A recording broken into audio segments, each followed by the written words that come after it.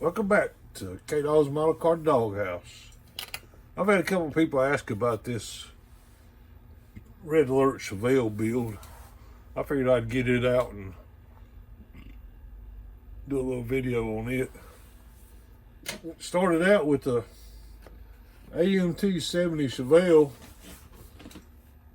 is what the car is. You know, they did a model kit of it back in the day, but they used the wrong body.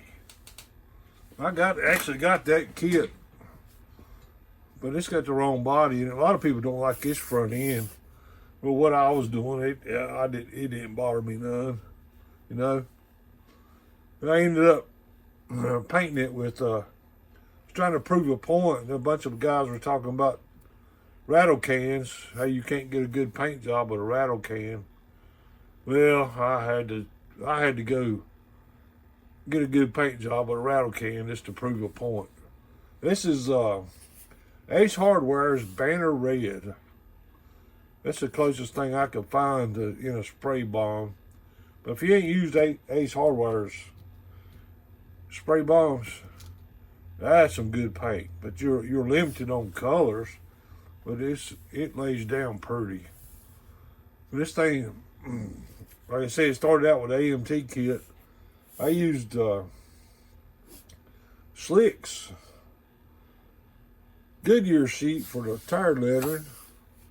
I used gasser sheets number 41 and number 38 is what it takes. It takes 2 gasser sheets to do this car. The fun part about building this car is you do the research on it and read the story about it. It was actually bought for his wife, but he bought it to where he could go drag racing in it. It's a good story. Look it up and read the story about it. That was the fun part, doing the research. It got more interesting, really got interesting the deeper you got into it and learned the history of the car. The engine was painted yellow, and it was bone stock except for I think he put headers on it. And that's all he did. He went drag racing. He had a good time evidently, because the car lasted for years. I forget how long he said he run it, but he run it a long time. There's the chassis. It's the old typical 70 AMT Chevelle. Like I said, I painted the block yellow, detailed it out with some paint.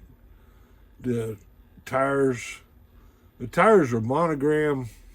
The rear ones are from the monogram show rod kits. Anytime I see them things, I grab them because they look good on these pro stocks. They kind of suit the size pretty good. Super stock cars, pro stock cars, they suit the look.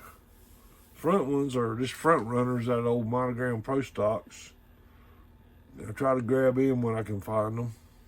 The wheels is some I think I resin cast these. I know I did the rear ones, but the front ones may be from Perry's Resin. I think it's where the front ones come from.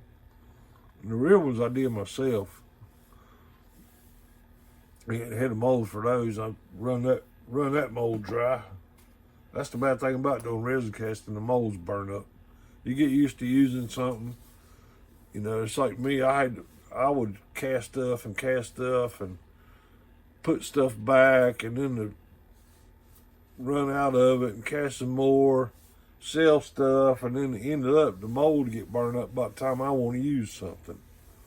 That's the way it works. I've had that happen here a lot here lately, because I've kind of backed off of the resin casting. I was the sole proprietor of Bandit Resins. It's still here. I still give it thought. My arm ever quits giving me a fit, I might get back at it. But there's the Red Alert Chevelle. Gene even put, I'm sorry, I'm off camera a minute. Gene even put the right license tag in this thing. That's one thing about Gene. He does some. Gene and Becky, you can't beat them if you want model car decals. Well, that's the Red Alert Chevelle. Only thing I can say is model on and have fun. Thank y'all for coming back. We'll do more. See you the next time.